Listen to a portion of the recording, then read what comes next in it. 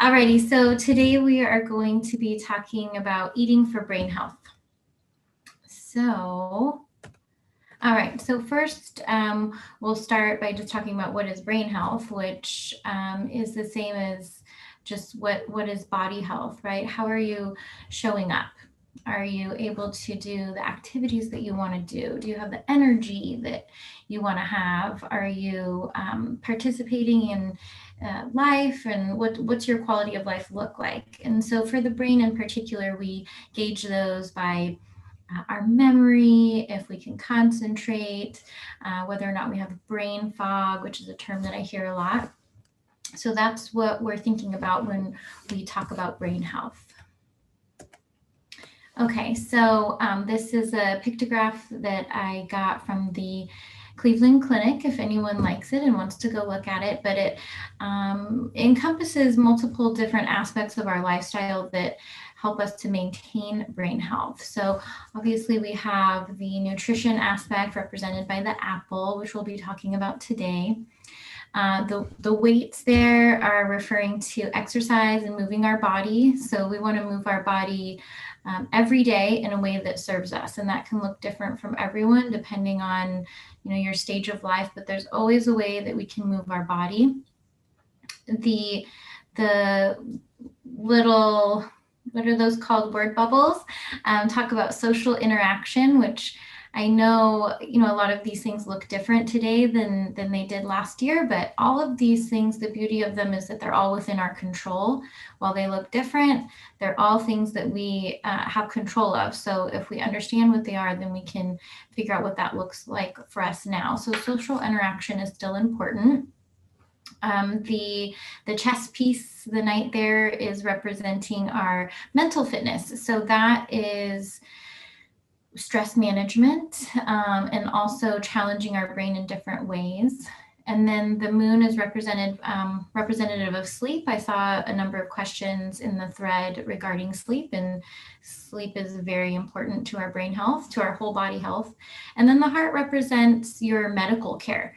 So it's important that we incorporate all of these lifestyle changes, and also finding a medical provider who you can work with, who helps support all those areas of your lifestyle and can create a really comprehensive and specific plan for you and what your needs are. Okay, so why is all of this important? Because of the top leading causes of death in America. So I assume most everyone who's here today lives in America. So whether or not you personally are affected by any of these diseases, I'm sure that you know someone, whether family, friend, or otherwise, that have been affected by these things. So stroke and Alzheimer's are leading causes of death in America.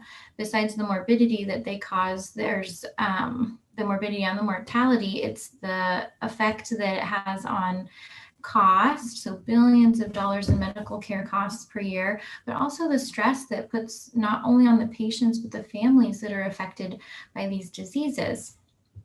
The most shocking part of this is that most of this, so 80% of this, is preventable by lifestyle changes, meaning that the things we talked about in those 6 pillars of brain health are within our control. The food we eat, how we move our body, how we manage stress, how we sleep.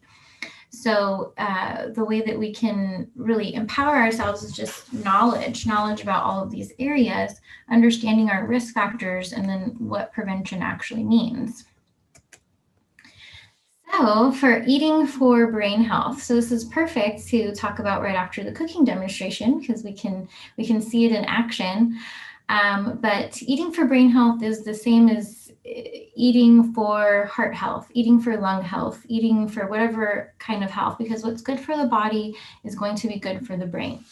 And what's important about that is blood flow, right? We've got to have blood flow to the brain to get oxygen and nutrients. So we hear more commonly about eating for heart health. So this is not in contraindication to any of that. It's all very cohesive. So what we know is that a whole food plant-based diet is the best diet for our human body. And so that incorporates all plant foods, so vegetables and fruits and nuts and seeds and beans and grains. But what it doesn't include is processed sugars, fats, or animal products. And so I don't want this to be overwhelming for anyone because everyone might be in different stages of where they're at in their health and their nutrition. But it's not a weird diet. There's no weird foods that are not accessible or you have to climb some crazy mountain to get to. They're all just normal foods. We just have to train ourselves and train our taste buds to love these foods. And the best way to do that is to eliminate the processed foods. So a little comment on oils and animal meat, because I know there was a couple questions already about that. Omegas are good for our brain. And that's a fat, but it's good for our brain, and there's many healthy ways of getting that into our diet. If you are not quite ready or you're transitioning your lifestyle and you want to start cutting out animal products, I get a lot of questions about fish. So, fish is good for your brain. So if you're in a transition period and you're wanting to cut things out, but you still want to eat fish, then that would be one source of omegas, but I would definitely avoid farmed fish, looking for wild fish, and then eventually trying to decrease the quantity of that in your diet and then sticking more with plant-based omegas as your better source for your brain, mostly because fish has other things in it that are not good for our brain, like mercury and other chemicals. If there's any other questions on that, we can talk about that in more detail. Okay, so what does our brain actually need? So our brain does need carbohydrates. And I think there's some misunderstanding about carbohydrates. They're not all bad. They're good for us if we're eating the right ones. So our fruits and our beans and our grains and our sweet potatoes, these are all considered carbohydrates, but they also have a lot of fiber, a lot of other wonderful things as well, but they're not processed sugar. And we've already alluded to not all sugar is made the same. Once it's put into our body, it's broken down differently and can serve different needs. So we do need carbohydrates. Carbohydrates won't make you fat if you're eating plant-based carbohydrates, and they are not negative if they're not processed. Our brain also needs proteins and fats, like I already talked about, vitamins and minerals, and these will come in your plant foods. So I always say eat the rainbow. So if you're eating the rainbow, meaning multiple colors and different types of plant foods, then you're going to be consuming the vitamins and minerals that your brain needs without supplementation, unless you've been advised otherwise by your doctor. Okay. And so more math, not as much math as Dr. Stevens, but our brain uses 20% of our body's daily calories. So that's a good amount. So the calories that we are putting into our body, we want them to be nutrient-dense calories. And so again, 20% of those calories going into the body, most of that, the brain is trying to take glucose. So we want the right kinds of sugars and the right kinds of calories for our brain. If we're not feeding our body the right kinds of foods, then it's not going to run efficiently. And so most of us have probably experienced at some time the hangry or brain fog, which I hear a lot.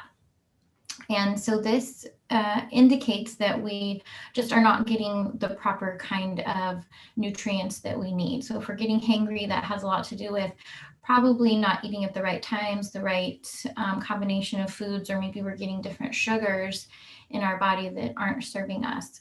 The brain fog, without a doubt, comes from processed food, processed sugar and fat and animal products.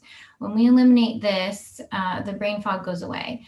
If it's not, then it's definitely something you need to work with your provider with so we can figure out what else is going on. And then just a way to kind of focus or think about your food is high fiber. And I think Dr. Stevens alluded to that as well. Low glycemic, high fiber. So the more fiber that's in your food, which all plant food has fiber, helps to control your blood sugars as well, and it keeps you fuller longer. So that's a good way to think about your food. kind of a busy slide here, but not to overwhelm you, but more to show that there are a lot of different food options when we're talking about a whole plant diet. So sometimes when we're transitioning to a healthier lifestyle, you might feel deprived or that you're having to cut things out and oh my gosh, I feel so limited. And actually, it's a whole world has opened up if you're looking at different veggies and fruits and grains and seeds and all of that. So natural sugar, just a quick comment. I know there was a question about honey. My take is less is more. So we really want to train our taste buds to love natural sugars, which is more of your fruits and veggies, those kinds of things. I would really encourage not adding sugar anytime, really, unless it's absolutely necessary, because it just confuses your body and wants it to eat more sugar, and so then it's kind of a slippery slope, and then you'll want to have more processed foods. So less is more, and believe me, your taste buds change. So even I am guilty of being a coffee drinker with the sugary creamer. And I thought I would never give it up, but I did. And guess what? I don't even miss it. It's disgusting when I have it now. So it is possible. All right. And just a little nod to transitioning your lifestyle, if that's where you're at in this stage of your life, is really small, simple steps. So wherever you're at, just determining where you want to be and then working backward from there and just making one goal at a time. Changing lifestyle can be challenging because we live in a culture that in every aspect doesn't really support what is best for our bodies. That's with regard to sleep and our mental fitness and our food and our exercise. So understanding why you're doing it. Preventing chronic disease is a really great reason, but sometimes it's not enough. So figuring out that specific reason for you, and then education, things like this, and learning more about what healthy is, not creating confusion, but just creating a simple plan. And then I put grace on there because be kind to yourself. If you have habits for many, many years, then it's going to take some time to change those habits, and that's okay. Even the smallest steps of improving your diet can improve your brain health. All right, so some takeaway points is that you play a role in your health, okay? And I want that to be not discouraging, but empowering so that you have something to focus on. And genes are not destiny. So if you do have family members that have heart disease or stroke or Alzheimer's, that doesn't have to be your pathway, even though you share some genes there. You do have some control on whether or not we turn on those genes. And a whole food plant-based diet is the best diet for your body. Remember, a healthy heart equals a healthy brain, which means a happier human. So thank you so much, and I will take some questions. That was awesome, Dr. Whatley. Thank you so much. So we have a few questions here. The first one from Carrie. I followed a whole food plant-based diet for over a year and found that I was struggling with my emotions and my brain after that time. After adding coconut oil to my diet, I found a big difference in a positive direction. I was told that our brain needs MCT oil for fuel. What are your thoughts on this? So, well, specific to you, obviously would have to look at what you're eating and when and all of that to make the best decision on why you were feeling some of those things, because there's multiple reasons why we might have some mood fluctuations and having to do with sugars and other things. So that would be important. Our brain does need fatty acids, but again, how we get it into our body really matters. So sometimes it can be common when people change to a whole food plant-based diet that they are missing some healthy fats. And so understanding that we can get those through nuts and seeds and things like that. Coconut oil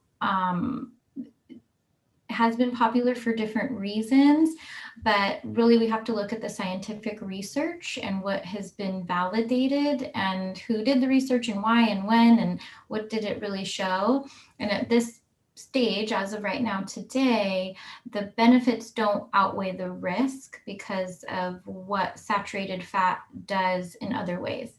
Now, again, we can get to the nitty-gritty of how much you are exactly consuming and all of those other things, or how you were getting it into your body. But I would say there's definitely a role for getting more omegas in your body, which helps your brain work better.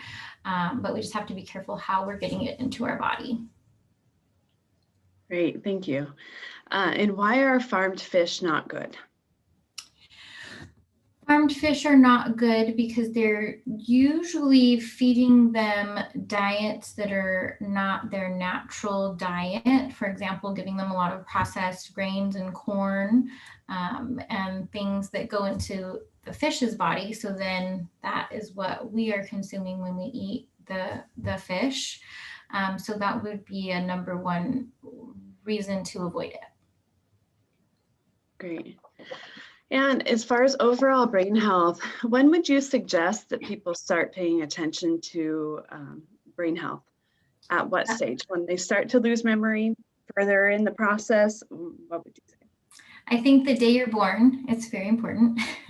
We should always start paying attention to it at any age or stage. When you're young, your brain is growing. After a certain age, we want to make sure that we're supporting that muscle. So right now, today, before we have a problem, is always the best time to start. So that we don't wait years and years into a disease process before we can find it. And right now, with regard specifically to Alzheimer's, even stroke and cardiovascular disease, the testing that we have available only finds a problem when there's a problem. So we have to wait many, many years into a disease process before it actually shows up on the tests that we have available. So what does that mean? That means that we had many, many years before that point for prevention. So today's the day, right now. That's wonderful. Well, thank you again. That was a wonderful presentation. Awesome. Thank you. Thank you for having me.